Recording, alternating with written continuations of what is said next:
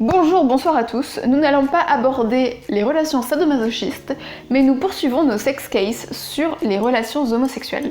Au cours de mes recherches, je vous dis pas l'état de mon historique avec cette série, je suis tombée sur une décision très similaire à celle du Comité des droits de l'homme de 1994. Plus de 10 ans auparavant, la Cour européenne des droits de l'homme avait déjà rendu un jugement presque pareil en fait. Et cette fois-ci, ça se passe beaucoup plus proche de chez nous. Revenons au Royaume-Uni à la fin des années 70. Le Royaume-Uni fait partie de l'Europe, même si on a eu droit au Brexit, parce que l'Union européenne, ce n'est pas la seule organisation européenne. Il y a aussi le Conseil des droits de l'homme qui d'ailleurs a été créé avant l'Union européenne. Je vous en parle un peu dans la vidéo sur le droit de l'Union européenne. Je vous mets la fiche par là. Le travail phare du Conseil de l'Europe, ça a été la rédaction de la Convention de sauvegarde des droits de l'homme et des libertés fondamentales de 1950, ou Convention européenne des droits de l'homme pour faire plus court, ou CEDH si vous préférez les acronymes. C'est un traité et il est donc juridiquement obligatoire pour les États qui acceptent de l'appliquer, pour les États qui ratifient la Convention si on veut parler en des termes un peu plus juridiques. D'une part, ce traité fait une liste de droits fondamentaux que les États doivent protéger et respecter. Parmi ces droits fondamentaux, on a un fameux article 8 qui prévoit le respect du droit à la vie privée. Par principe, l'État n'a pas le droit de s'immiscer dans la vie privée des gens. Toute ingérence est contraire au droit à la vie privée. Mais le droit aime les exceptions. Et donc, l'État peut porter atteinte à la vie privée si 3 conditions sont réunies. D'abord, l'atteinte doit être prévue par la loi. Ensuite, cette atteinte doit permettre de protéger la sécurité nationale, la sûreté publique, le bien-être économique du pays, la défense de l'ordre et la prévention des infractions pénales, la protection de la santé ou de la morale, ou la protection des droits et libertés d'autrui. Enfin, l'atteinte doit être nécessaire à une société démocratique. En gros, elle doit être proportionnée à ce qu'on cherche à protéger. D'autre part, la Convention crée la Cour européenne des droits de l'homme, qui est un réel tribunal supranational qui peut juger les États. Bon, le Comité des droits de l'homme, c'était mignon, mais c'était pas un tribunal. L'Australie n'avait pas été condamnée. On lui avait juste dit « Ton droit, il est contraire au Pacte international des droits civils et politiques. C'est pas bien. » Au contraire, de manière concrète, la Cour européenne des droits de l'homme, elle, peut condamner un État et l'obliger à verser des dommages et intérêts à la victime. Maintenant que le cadre est posé, revenons à notre histoire. Le Royaume-Uni est constitué de plusieurs nations, dont l'Irlande du Nord. L'Irlande du Nord a une loi pénale de 1861, j'insiste sur le 1861, qui interdit la sodomie et les relations sexuelles avec un animal. Peine prévue, emprisonnement à vie. Et une autre loi pénale de 1885 interdit les actes d'indécence grave entre hommes. En gros, ça interdit la masturbation mutuelle entre les cuisses et la fellation. Peine prévue, 2 ans de prison. Je mets à part les relations zoophiles, je ferai une vidéo là-dessus si je trouve un arrêt qui porte sur ce sujet.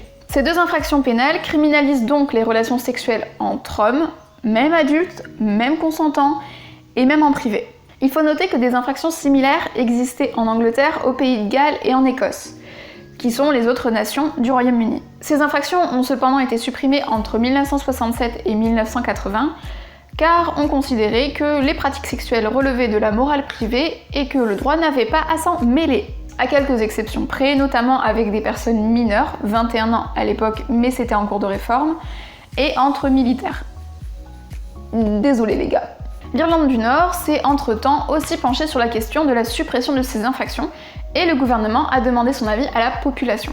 Évidemment, grosse vague de débats plus ou moins respectueux, et le projet de réforme a finalement été abandonné, en invoquant des justifications morales et religieuses. Quel va être le problème? Monsieur Dodgeon, peut-être que ça se dit comme ça, je sais pas, homosexuel de son état, va se faire perquisitionner chez lui pour usage de drogue, et sauf que la police va aussi trouver un journal intime où il raconte sa vie sexuelle. Petit conseil, ne jamais laisser traîner son journal intime, les flics c'est pire que les petites sœurs. Et donc ça part au tribunal pour acte d'indécence grave. Ce monsieur qui milite pour les droits des personnes homosexuelles en a un peu marre et ça va aller jusqu'à la Cour européenne des droits de l'homme.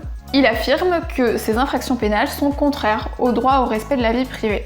La Cour va d'abord préciser comme s'il y avait vraiment besoin de le dire, que la vie sexuelle fait partie de la vie privée. Et que donc ces interdictions influencent directement la vie sexuelle et donc privée des gens. Et il y a donc bien une ingérence, l'État s'immisce dans votre vie privée. Mais est-ce que cette ingérence, cette immixtion, peut se justifier? Condition numéro 1, l'ingérence doit être prévue par la loi. À ce niveau, il n'y a pas de problème parce que ces infractions sont écrites dans des lois pénales. Condition numéro 2 et 3, l'ingérence sert à protéger un but important nécessaire à une société démocratique. Selon le Royaume-Uni, il s'agit ici de protéger la morale et les droits et libertés d'autrui. Je vous l'avais dit, elle a bon dos la morale. Sur le volet de la morale, la Cour rappelle que les infractions identiques dans les autres nations du Royaume-Uni ont déjà été supprimées. Elle rappelle ensuite qu'il s'agit d'une loi de 1861 et que la société a évolué, même si l'Irlande du Nord semble être un peu plus conservatrice que le reste du Royaume-Uni. Enfin, elle note que c'est pas parce qu'on n'interdit plus les relations homosexuelles et notamment la sodomie que d'un coup tout le monde est obligé d'aimer ça. Ça peut juste dire respecter que chacun puisse avoir des intérêts sexuels différents. Sur le volet protection des personnes, la suppression de ces infractions ne pose pas non plus de problème. La Cour montre que, comme en Angleterre, on peut garder certaines interdictions, comme notamment pour les mineurs ou les personnes vulnérables. Est-ce que je dois en déduire qu'un militaire c'est une personne vulnérable? Bref, l'essentiel étant la validité du consentement. Conclusion, ces deux infractions des lois pénales nord-irlandaises portent une atteinte injustifiée au droit à la vie privée. Le Royaume-Uni est donc condamné pour violation de l'article 8 de la CEDH. Cependant, la Cour a estimé que le but premier de la victime était de faire changer le droit nord-irlandais et que comme c'est fait, il n'y a pas besoin de lui verser des dommages et intérêts. J'espère que ce nouveau sex case vous a plu. Il est vrai qu'il est très proche du précédent, mais ça m'a permis de vous introduire le Conseil de l'Europe et la Convention européenne des droits de l'homme, qu'en fait on va tout le temps réutilisé presque parce que la majorité des arrêts que j'ai trouvés c'est de la Cour européenne des droits de l'homme. Promis, la prochaine fois on commence à aborder les relations sadomasochistes et sur ce point-là il y aura aussi 2 vidéos car il y a, en tout cas j'ai trouvé, 2 arrêts de la Cour européenne des droits de l'homme. Sur ce, plein de bisous et soignez vos droits.